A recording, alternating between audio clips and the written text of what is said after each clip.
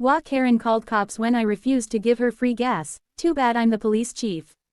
The first time Karen confronted me, I thought she was joking. It was a hot Saturday afternoon, and I had just finished filling my truck with gas at the station near my neighborhood.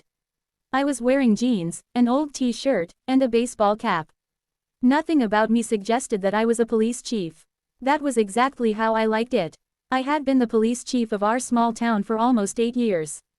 Most people knew me, but when I was off duty, I preferred being just another guy buying groceries, filling his truck, or spending time with my family. Unfortunately, Karen from the WA had other plans. She marched toward me while I was putting the gas nozzle back. "Excuse me," she shouted. I turned around. "Yes." She pointed toward my truck. "You're done with that, right?" I looked at the pump. "Yes, I'm finished." "Good," she said. "Now give me the gas." I honestly thought I had misunderstood her. "The gas?" "Yes. You only used part of your tank. I need it more than you do." I stared at her for a few seconds. "I paid for it." She rolled her eyes. "Don't be difficult. Everyone in the neighborhood knows the WA has certain privileges." That was news to me. I had lived in the neighborhood for years, and while the WA had plenty of rules about lawns, fences, paint colors, trash cans, and parking, I had never heard of an WA gasoline fund. "I don't think that's how it works," I said. Karen crossed her arms. "I am the WA vice president." "Congratulations." Her face immediately changed. "You think you're funny?" "No, I just don't understand why you think I should give you something I paid for." She stepped closer. "Because we're neighbors. Being neighbors doesn't mean I have to give away my property." She became visibly angry. "Fine, you'll regret this." Then she pulled out her phone. "I'm calling the police." I almost laughed. "Okay." She dialed 911. "I need the police immediately," she announced dramatically. "A man is refusing to cooperate and is stealing WA property." I raised an eyebrow. "The gas isn't WA property." She covered the phone and whispered, "You don't know the rules." I smiled. "Oh, I know the rules." She continued speaking to the dispatcher. "Yes, he's being aggressive. He's refusing to give me gasoline." I couldn't believe what I was hearing. Within minutes, a patrol car pulled into the station. 2 officers stepped out. The moment they saw me, they froze. "Chief." Karen's mouth dropped open. "What?" I nodded toward the officers. "Good to see you guys." One of them smiled. "Chief, what are you doing here?" Karen stared at me. "You know him?" The officer looked confused. "Know him? He's our police chief." Karen's face went completely blank.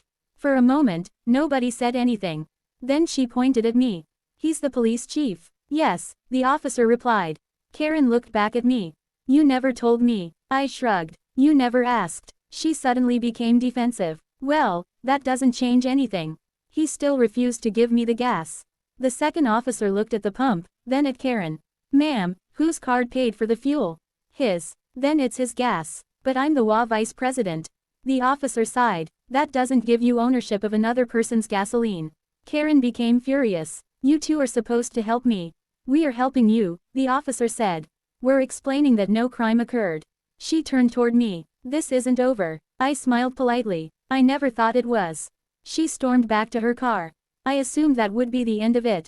I was wrong. The following Monday, I received an email from the WA board. The subject line read, "Urgent complaint, unauthorized vehicle and community resource abuse." I opened it. Karen had written a 3-page complaint accusing me of using community resources without authorization. The community resource? My own truck. She claimed my truck violated WA parking regulations because it was parked in my own driveway for an excessive period of time. She also claimed that I had behaved aggressively toward her at the gas station. I laughed. Then I noticed something interesting. She had copied the entire WA board. So I replied with one sentence. "I would be happy to discuss this at the next WA meeting." The meeting was held that Friday evening. When I arrived, Karen was already sitting at the front table. She looked confident. She had printed copies of my complaint and placed them in neat little stacks. "Chief," she said sarcastically. "Karen," she stood, "we're here because you have repeatedly violated community standards." I sat down. "Which standards?" She began reading from her papers.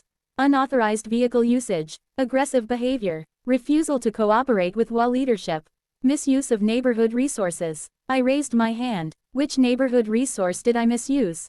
She hesitated. "The gasoline." There was silence. Then someone at the back of the room started laughing.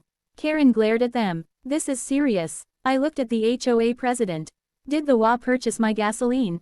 No. Did the HOA own my truck? No. Did I park illegally? The president checked the rules. No. Then what exactly are we discussing? Karen slammed her hand on the table. Respect. I leaned back. Respect goes both ways. The HOA president looked uncomfortable. Then another resident stood. I think we should talk about something else. Karen turned. What? He held up his phone. I checked the HOA financial statements. Karen suddenly looked nervous. What about them? There are several charges listed as community fuel expenses. The room went silent. I looked at Karen. She looked at the floor. The resident continued. Why has the HOA been paying for your personal gasoline? Karen immediately became defensive. Those were business expenses. For what business? The HOA. Someone laughed. Karen snapped. I have to drive around the neighborhood. The HOA president frowned. Karen, the HOA has never authorized personal fuel reimbursement. Now everyone was talking. I stayed quiet. The treasurer opened the records. There were dozens of fuel purchases. Hundreds of dollars. Maybe thousands. Karen had apparently been using HOA funds to pay for gasoline for months. And now I understood why she had been so desperate to get my gas. She wasn't trying to save money. She was trying to continue a habit she thought nobody would question. The HOA president turned toward her. Karen, we're going to need an explanation. She stood up. You people are attacking me. No, I said calmly. We're asking questions. She pointed at me. This is all because of him. I shook my head. No, this started because you called the police over a tank of gasoline. She froze. I continued. You thought being the HOA vice president gave you authority over everyone. It doesn't. The meeting ended with the board voting to suspend Karen from her position pending an investigation. A few weeks later, the investigation was completed. The HOA demanded that she repay the money. She also resigned from the board. As for me, nothing happened, except that every time I went to the gas station, someone from the neighborhood would joke. Chief, better watch your gas. I'd laugh. But there was one final surprise. One Saturday morning, I found a small note under my windshield wiper. It read, sorry about everything. I was wrong. No name, but I knew who wrote it. I folded the note and put it in my pocket. Sometimes people learn their lesson. Sometimes they don't. But one thing was certain. Karen had called the police thinking she was going to use them against me.